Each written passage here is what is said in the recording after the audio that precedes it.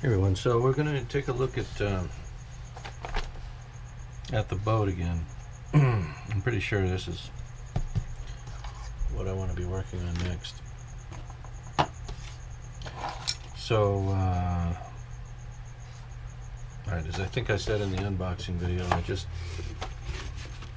I just want to build it straight from the box. Maybe just do, I don't know, a little bit of extra finish work to it. Maybe some detailing, whatever I can find photographs of, and really I haven't been able to find too much about the boat photographically, other than from the exterior, and not so much the interior of the cabin or the layout or kind of the equipment you might find. You know, what might be hanging on the walls, what might be in the toolbox or the utility box, or really much of any of that kind of thing. So I was hoping if I could add some detail, it would be in those areas, things of that nature. But again, mostly what I see are kind of distance shots, pictures of the boat, either from the dock looking at it, or from a shoreline, or from the deck of another boat. And anyway, it's been a bit mildly frustrating looking for reference photographs, you know, of what we might find in the cabin, on the deck, you know, related to just standard issue stuff that should be found on a boat like this. So what I'm going to do now is, like we do with the airplane kits, we need to go through and identify and label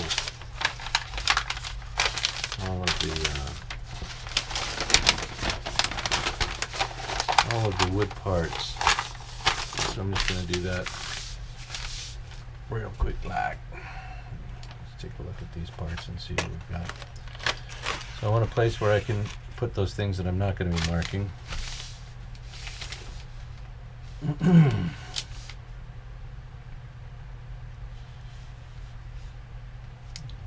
side, what do we have here?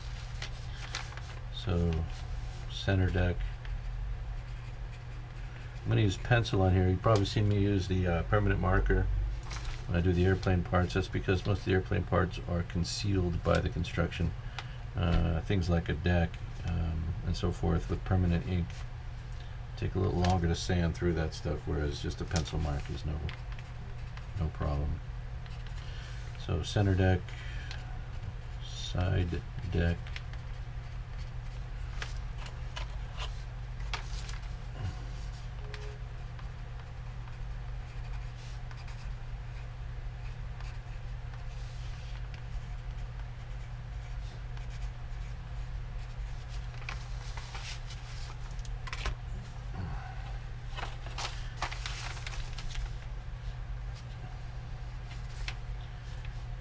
LTF, I wonder what that is.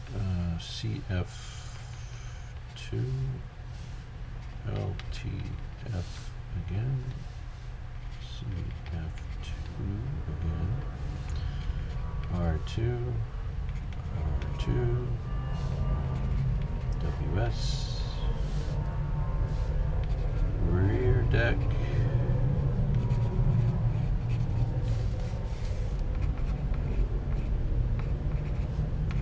rear deck supports, or parts of the, I guess it's the upper rear deck. I don't know what it is. I'm just going to mark them. Okay, and this is the keel. No. Yes. Deck shear, sorry, deck shear. And keel doubler.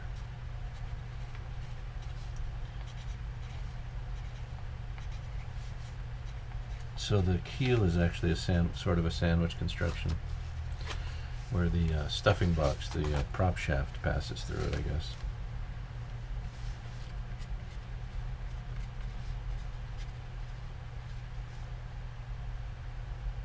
Shear, how do I spell the other one? Oh, spelling it. Oh, that's funny. Keel doubler.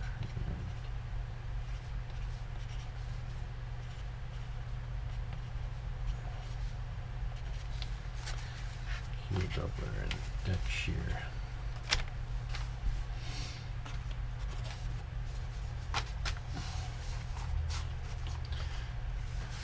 Okay, how do I have this oriented? It goes this way. Alright. So this is 1, 2, 3, 4, 5, 5A, and 6.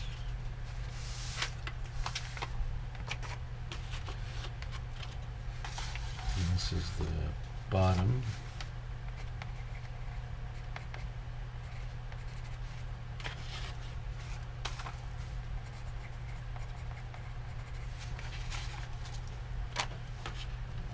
These are the sides.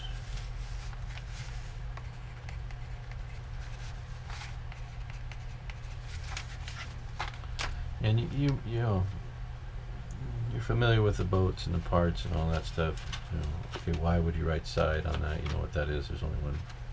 I just do it. Just do it. C3, C1, A, T, CF1, CF4, and CF5.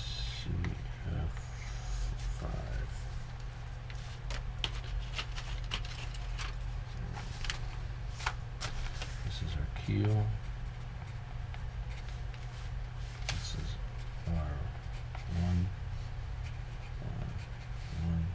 it could be RI, I don't know.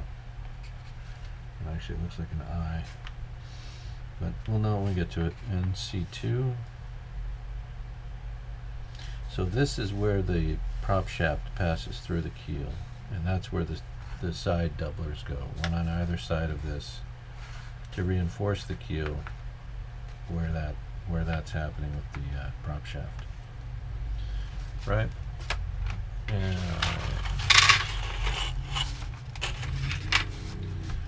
this sheet DC9. So we have 4 cabin top,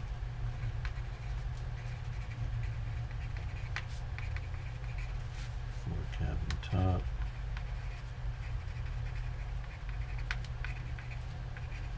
over here is the cabin top,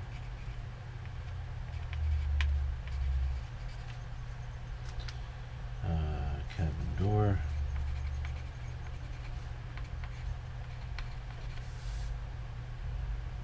upper cabin side,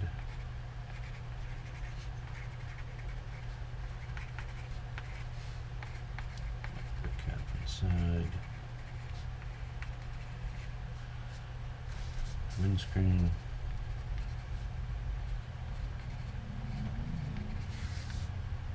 lower cabin side, and lower cabin side.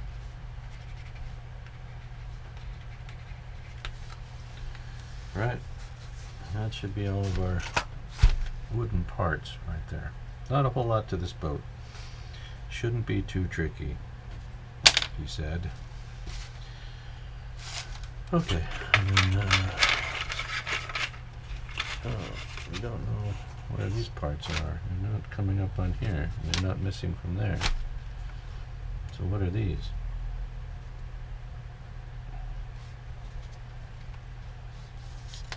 Oh, here we are. They're down here. So this is the transom. Took me a minute. And the rear deck shear.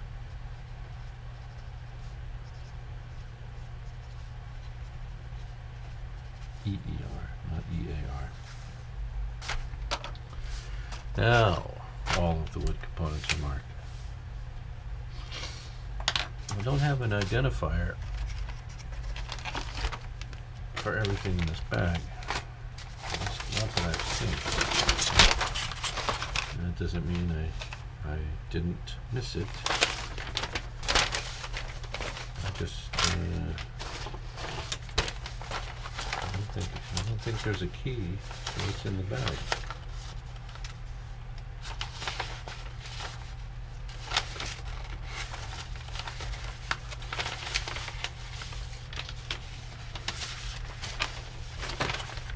This just tells me what I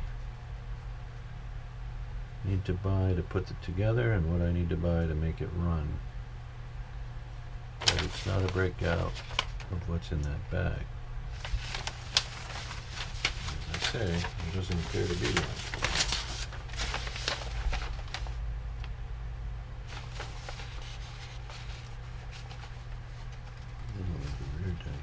Back with a small string cap at the top of the mast, a small styrene cap. Eye pin could be bent up from a piece of wire.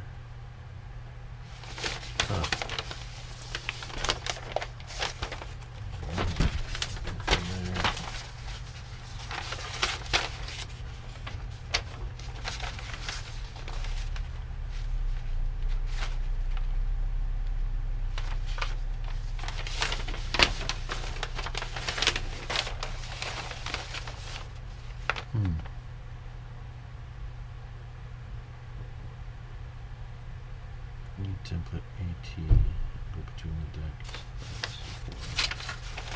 Yeah, so as I say, there's nothing here that breaks out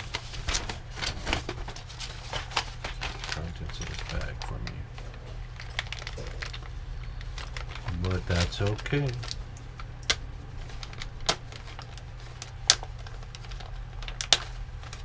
We'll figure it out together. So what's in here?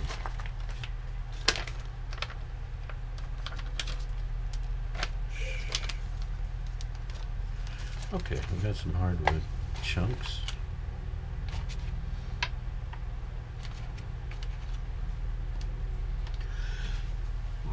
Sneeze. Goes in tight. Alright. One of these is brass rod and one is brass tubing. Dowel. Very small. Whew, I'm gonna sneeze again. Some fun stuff in the bag. I'm not gonna open that one. And I'm not gonna open this one. I'm just gonna try and see what we got here. Searchlight. Propeller. Bollard.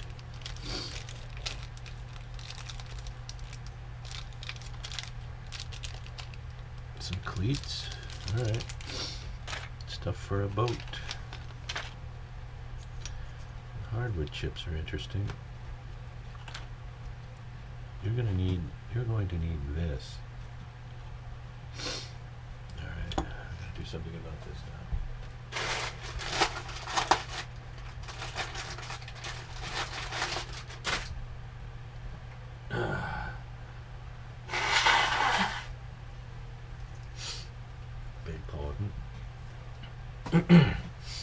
See, what you get here is the full uncut version.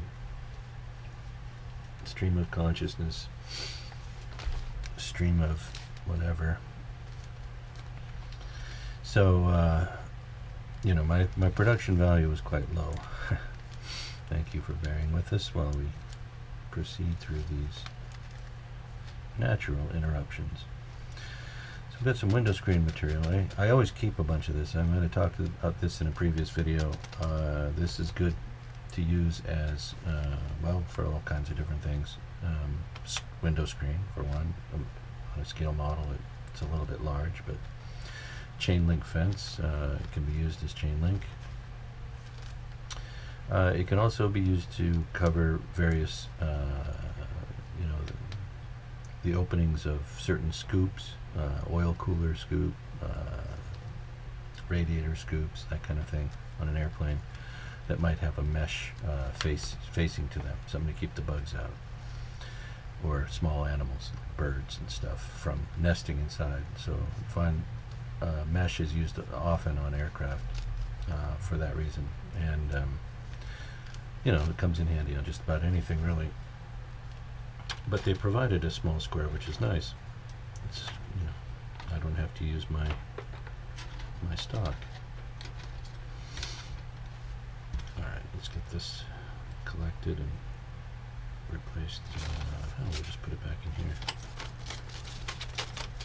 I don't know that wood will get lost, but I know that these might, so we're going to put them right over here. Okay, so we got the box top, the box bottom, and we try to keep pieces and parts where we get to them. I'm going to put these back over here with these smaller parts. We might as well put those in here too.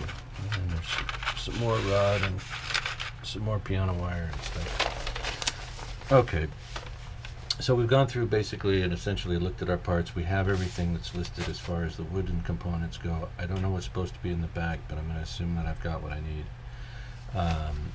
We've got our instruction sheet information. We've got our plan sheet information. So the kit includes everything that it needs to include. If it hadn't come with this roll of acetate for the windows, I would have found suitable material, but this is nice. They provided that.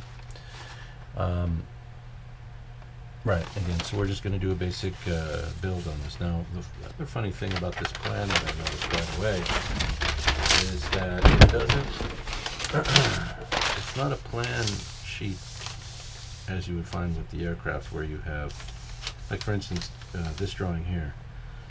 I would have expected this to be to scale. It didn't have to be, it just usually is. A layout of how we're going to build the hull of the boat, since that's the core and most critical component of a boat, is how does the hull go together, and in this case, if we were going to be making a motorized vessel, how to seal it properly to keep water